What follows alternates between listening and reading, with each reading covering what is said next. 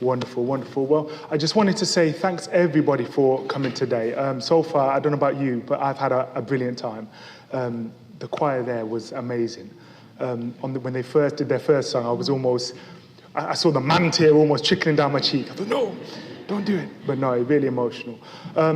I just wanted to say, as Phil just mentioned, we do have what is technically known as the graveyard slot. So I've got that pleasure of trying to warm you all up, make sure you don't go into a little coma on me. What we would like to do in the first instance is, if you can see there's some packs on each of the tables. If you haven't got one, please let me know, but everyone should have a pack with some A5 coloured, yeah, that one there. You can take it out. We're going to see that there should be looking like a leaving care quiz within this. Now, what I wanted you to do, we're going to go probably about a minute or so on each of the questions. Mark it on the actual sheet, and as we go through our next kind of slide, I would like, once you've got the answers, when I'm asking, did you choose A, B, or C, clearly just have one nominated person on the table to hold up the A, B, or C for the answer that you gave. Is that clear enough? Great stuff. So, in your own time, the first question is asking, how many 16 to 18-year-olds leave foster care or residential care in England each year? Is it A, B, or C?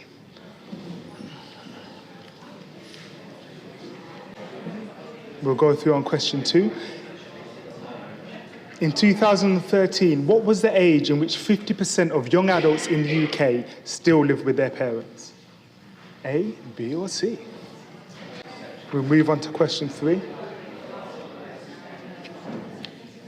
What percent of care leavers were placed into care because of abuse and/or neglect? Okay. If we move on to question 4. I wish we had more time to kind of discuss and debate this one, but it says, what percent of children in care have emotional health and behaviour that is considered normal? And again, unfortunately, we haven't got time to determine what does normal look like, but let's have a guess. Is it A, B, or C? Moving on, what percent of those who were homeless had been in care at some point in their lives? Moving on through question 6. What percent of young men under the age of 21 had come in contact with the criminal justice system, had had a care experience? Moving on to question 7. What percent of female care leavers became teenage parents? In question 8, by how many times are looked after children and care leavers more likely to self-harm in adulthood? A, B, or C? Question 9 is asking, what percent of 19-year-old care leavers were not in education, employment, or training in the years 2013 and 14? And finally, for our 10 questions, what percent of care leavers aged 19 were in higher education in the years 2003 to 2014? All right. Thanks very much. Hopefully, and the reason we designed this quiz, it's not rocket science, but hopefully it should be thought-provoking in terms of some of the barriers, some of the challenges that young people that are in our care and leaving our care are likely to experience. So let's just go through with some of the answers, and don't forget, if you've got a person or a group exercise, to hold up the answers. So in terms of question 1, how many 16 to 18-year-olds leave foster care or residential care? Can people on the table just hold up the card? So I'm seeing B's, C's, A's. And the answer is A, 10,000.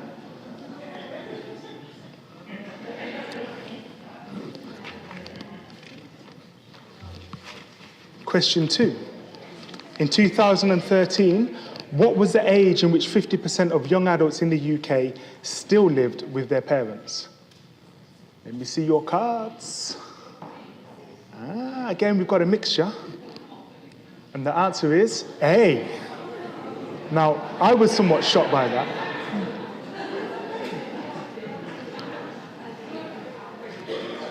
I know, some people are thinking, no, my 34-year-old son still lives at home.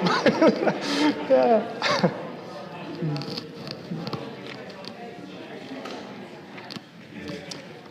Okay.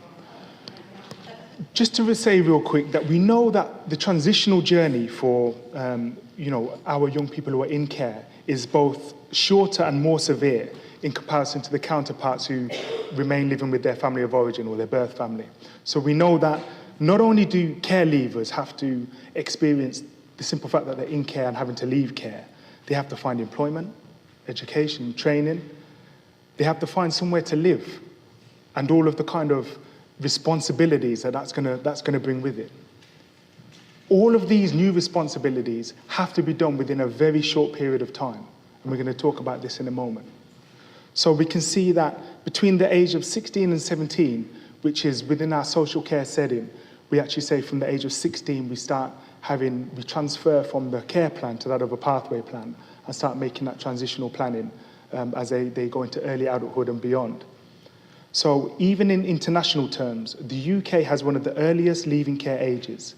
The UNICEF report shows that the UK expects young care leavers to live independently at a much earlier age than other European countries. So again, that's just worthy of note. So let's just look at this real quick. What do we mean by the term independence? Speak to me, folks. Let's have a table to throw me up. There's no right or wrong answer, so don't be scared. Come to this table first, pick on this table. You shouldn't sit near the front, you see. When you hear the term independence, what does that mean to you? I think it's got to encapsulate a degree of safety. Okay, safety. They're able to achieve, I was going to say safe independence, but yeah. Okay. Okay. Yeah, brilliant. Feeding it, and you said, and the basic things, but sometimes, okay, yeah, and don't leave the window open when the heating's on, stuff like that. Cooking for yourself, okay, I don't steal all the answers, got to say this in front of the table. Anyone else got any ideas of what independence means? Being able to cope on your own, I like that. Confidence. Excellent. So the next point is, at what age were you when you reached independence? 57. And some people would say, I'm still not there yet. 57. Anyone else? 30. And it's interesting, that one, because I know friends that are even older than myself that still, they may be very interdependent in some areas, but when it comes to, I don't know, maybe managing their own finances, they still struggle. But when it comes to relationships, they're very immature. But then in other areas, you can see that actually they actually model a good level of being able to be strong and independent in other areas. So it's a kind of an interesting question. So when we say to our young people who are in care, you need to be independent, what does that actually mean? And I suppose I'm just asking this question for anyone, if you've got any answers to throw out. At what age does the transition to independence start? Birth? Okay. I mean, that's a good, I can't argue with that one, can I? You grow older, so yes, correct Monday. You got that one right. I mean, some people might say, I don't know, when they first went to university or they first left home. I don't know, you can have lots of different responses. And again, there's no right and wrong answer. But what I wanted to say was, the journey towards leaving care is a process rather than just a point in time. And it should start when a child first becomes looked after. Now, clearly, you can see that on this picture, it depicts that there's a very young, only just mobile toddler on a very long road. And you wouldn't be saying to a child of that age, well, when you get your own place, you have to learn to do this and that. Well, you might do, but, for the most part, that wouldn't be an appropriate kind of conversation for a child of that age. But it's how we develop, when our young people come into care, it may be something as simple as going to, I don't know, Girl Guides or Boy Scouts, going to a group, they're suddenly practicing their social skills in a way that we would just think, well, that's just normal, that's fine. We may take for granted. But a young person who's come from a home of neglect and abuse where they've never had that experience, they would never necessarily develop those kind of social skills. So just little things that we may do for our own birth children, a lot of our young people who are in care often don't have that experience. So again, we shouldn't just fall into the process of, oh, you're nearly 18, about to leave care. We heard earlier from Sean who gave a presentation, and I think Mary Jo asked a question about the transitional period. And I think, and this is just my professional opinion, that we often leave it far too late. We often start talking about independence and or leaving care at a time when they're still a child and approaching adulthood. And we need to really get the mindset in order to prepare our young people so much sooner. So I just wanted to take you through this. And apologies because many people may already be aware of this. It's a very simple drawing. I'm a simple man. I like things simple, so forgive me. So over here in the bottom right-hand corner is a family home. It depicts, unfortunately, what should be a happy family home is not. Children who come into our care, for the most part, and there are exceptions, often don't have a positive experience of family life. Their early childhood is often because there's dysfunction or something that's going amiss within the home, within the family home.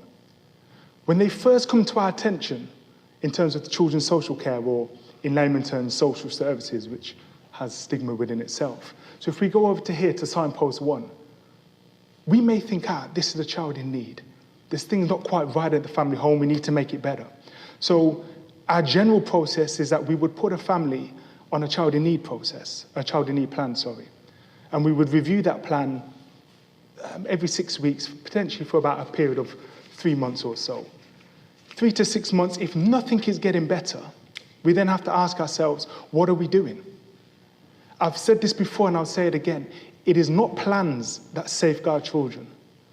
Plans are merely a tool to identify the areas of need, but it's the services that go in that help to achieve change. So we have to recognize that just because a person's on a plan, if they don't engage with the services, are things really going to get better? Clearly not. But what we do is we have to monitor, put in the support and make it accessible and available under a child in need plan. So let's say 6 months on a child in need plan. Doesn't work. So we come over to stage 2, a child protection plan.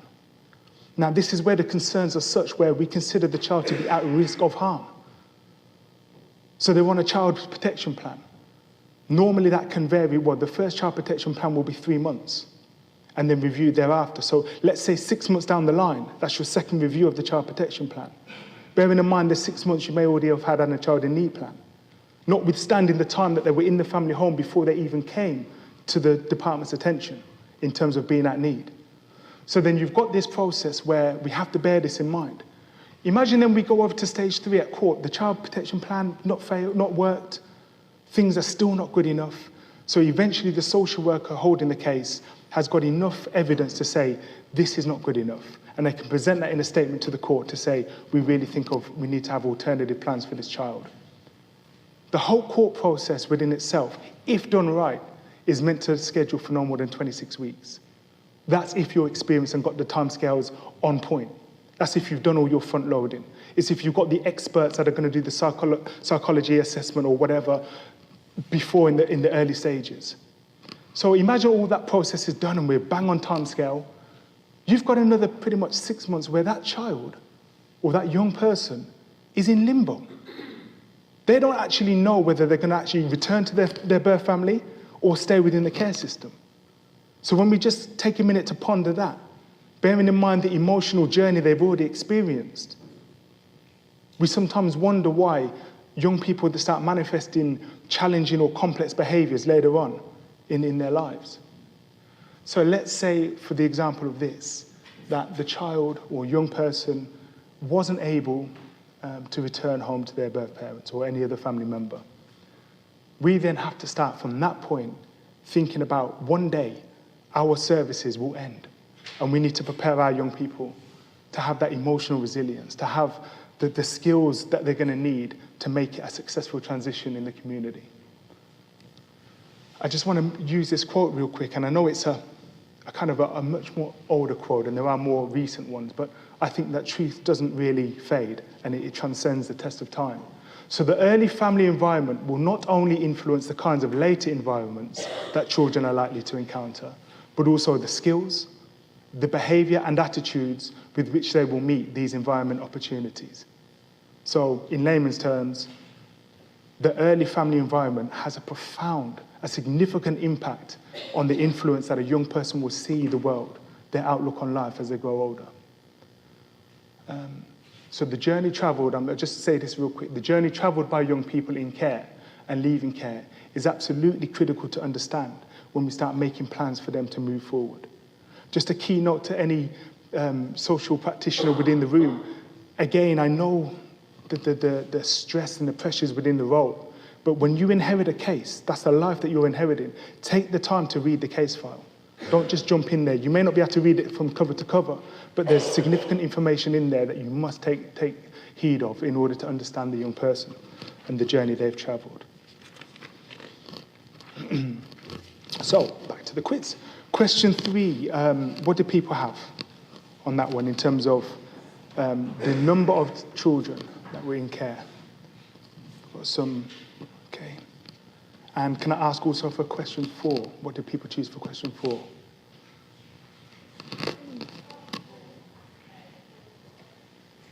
Okay. That one's a bit more unanimous, I wonder. Okay, so let's see.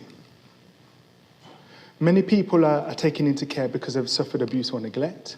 And as we've already said, this can have a long-lasting impact on their emotional and mental well-being, which continues far beyond when they've actually left care. So those who answered question C to question 3, that is correct. 62% of children were in care because of abuse and or neglect. Now, obviously, neglect is a form of abuse, we know that. But it's, it's just a significant amount. It's just as, it's a significant point. Question 4, it was actually saying that 50% of children in care had an emotional and behavioural health that was considered normal. And again, we won't go there in terms of what normal actually means. 13 had borderline, and 37 were a cause for concern. Now, what I would say is that children who have been in adverse situations, traumatic experiences, a lot of the time they have very good coping mechanisms. Or when I say very good coping mechanisms, let me rephrase that. They often may not have the emotional vocabulary to express what they've been through. But in terms of their coping mechanism to make it look like I'm okay, is often far superior and sophisticated than what we give them credit for. So a child who's smiling and saying, yeah, everything's okay, are not really telling you about the domestic violence that they're experiencing in their home of a night time. They're not telling you about the kind of abuse that's going on behind closed doors. And they will give the picture that everything is fine. So we have to bear that in mind. Research has shown that over the past 3 years, very little has actually been evidenced in terms of the change of the emotional and behavioural outcomes for looked after children. Now, that to me is a sad thing. 3 years, and I'm sure that if they were to actually do further research, it would probably go on into a decade. These issues that we're talking about now are not common. They haven't just re-emerged. They've been around for a long time. The outcomes for looked after children are often far less than for children who haven't been within the care system. Just as a side note, young people on occasions do sometimes come into care at a much later stage. And research shows that they're more likely to go into residential care, and actually they're likely to cause breakdowns, or not cause breakdowns, to experience breakdowns within placements because of their behaviour of their own. And that's in comparison to other looked after children who come into care because of abuse and neglect. So, question 5. What did people answer for question 5 in terms of the number of people that had actually been homeless, had actually at some point in their lives experienced care? I'm seeing a lot of C's, so 1, okay. That's pretty much unanimous. And the answer actually was answer B. 25% of those who were actually had been homeless. Now again, statistics only tell one part of the story. One could always say, well, did they ask every person that was homeless, and how rich is that information? But this is a statistic that they've been able to capture. At a guess, I would probably presume that is somewhat underreported as well. One of the things that we, as a local authority in children's social care, have to do, we have to report to the Department for Education in terms of outcomes for children that have been in our care and actually how they move forward. So recently, it's got better and better. What we used to do, and it's not the greatest measurement stick, it's really not, because how do you measure success or achievement for a young person who's had such a disadvantaged start in life? It's often very difficult to do. The fact that they may have, I don't know, stayed out of the judicial system in itself may be something that is, a great success. But what we do have to report on in terms of our statutory tasks are whether they're in suitable accommodation. So suitable accommodation is pretty much a range of accommodation, providing you're not in a mental health hospital, providing you're not in custody, and providing that you're not homeless. Technically, the DfE would say, well, that's suitable. So again, that's somewhat debatable. So we have to report on that for all 19, 20, and 21-year-olds. And there's just recent legislation that's come out where we have to report now or much earlier, which I think is a good thing, because we'll have a much vaster kind of data in which to say children are in our care. These are likely to be their outcomes in terms of suitable accommodation and actually finding employment or education.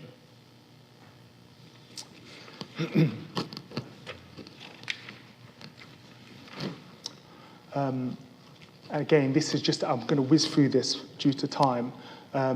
Just in terms of, you can see there, I won't go through them all, but in 2013 and 14, statistics showed that 4% of young people who were care leavers were actually in custody at the time. 6% were with supported lodgings. 4% had been with former foster carers, commonly known as staying put. That's a fairly new direction from central government, and hopefully in Northamptonshire we will continue to increase that. Okay. So, in terms of question 6, asking what % of young men under the age of 21 have come into contact with the criminal justice system, had a care experience. Let me see the cards. Okay, I've seen a bit of a mixture. And the answer is C. Somewhat disappointed that, really. I wish it had been one of the earlier ones. That's a disproportionate number of young people.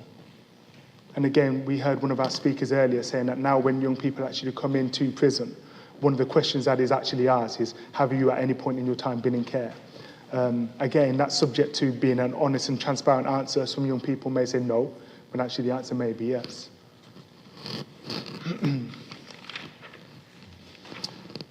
Now, question 7, number of teenage pregnancies for care leavers. Let me see. I've seen a lot of green cards, a few orange, and the answer is A, 22%. Now, I was somewhat shocked at that, and I was trying to desperately find a kind of national picture for in terms of kind of compare the statistics, but it's fairly difficult because what it actually shows is that the fertility rate is every 1,000 women, and then there's a percentage thereof. So it's quite hard to actually work out a national picture of that. But again, I think when you look at some statistics, you can actually see that the number of teenage pregnancies in the UK on a whole is actually on a descent, is actually on a decline, which that might be about awareness of contraceptions and how to access that, etc. But that's still there. Nearly a quarter of our care leavers become teenage parents. What would also be interesting, and I haven't been able to find this, is how many on a national picture, when they've actually become young parents, actually have experience of their care system themselves, and even more of a kind of slightly negative slant, how many of those actually end up becoming looked after? And we know even within our own local authority, that does happen. We do very well to try and have that preventative work, but sometimes that cycle of dysfunction is so entrenched, it's really difficult to break that. So a lot of work still needs to be done in that area.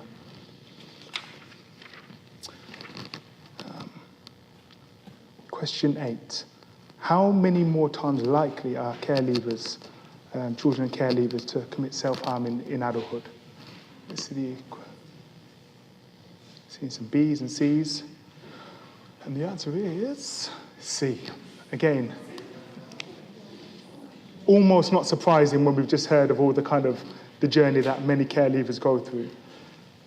I'm hoping that, with the work that everyone around in this conference room and that's not here today, with the work that we continue to do, that too could be on a decline.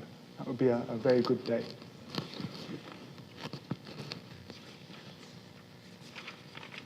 And my last two questions, can we see for question 9 and question 9 first, what were the answers that people put in terms of the percentage of care leavers who are not in employment, education and training? Okay. And for question 10, how many young people had actually gone into higher education? Interesting. Okay, no, pretty close, that one. And so the answer for question 9 was B. It was actually saying that there was 41% of young people who were NEET. That's in comparison to 15% of all 19-year-olds in the country. So that again is a staggering contrast in terms of the poor outcomes. We know, and we clearly haven't got time to go into it, but many of us, are educated in the room. You know how there's so much overlaps in terms of when people don't have, the financial resources or employment or training, that their future outcomes are so much more diminished, and that can lead to other things such as crime or, just a range. I won't even go into that, but we can just see how much of a domino effect that can have. And 6% of care leavers aged 19 were in higher education in the years 2013 through to 2014. And that's, again, not too dissimilar from the one above. 1/3, and that's in comparison to 1/3 of their peers, which, again, it's almost some part of that is about aspiration. I was talking to someone earlier on. So many of our care leavers, when we speak to them about, well, what do you want to do when you get older? So many of them cannot grasp the fact that I could go to university.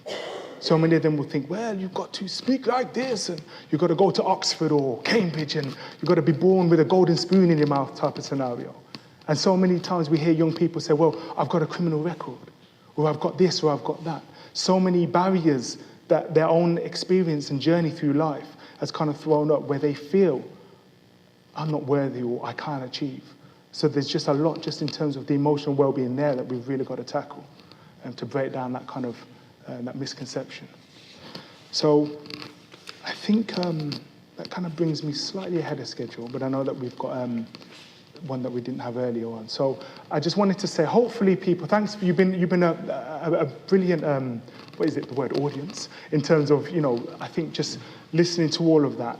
I know it is straight after lunch, so I didn't see anyone falling asleep, so that's a good sign. Just with, again, there are questions. I'm not going to necessarily take questions now, unless people want, but I think there are the post-its around the sides where if you actually have a question, put it on the post-its that's towards the rear of the room, and towards the end of the day we can go through them. Is that okay, everyone? Thanks for listening.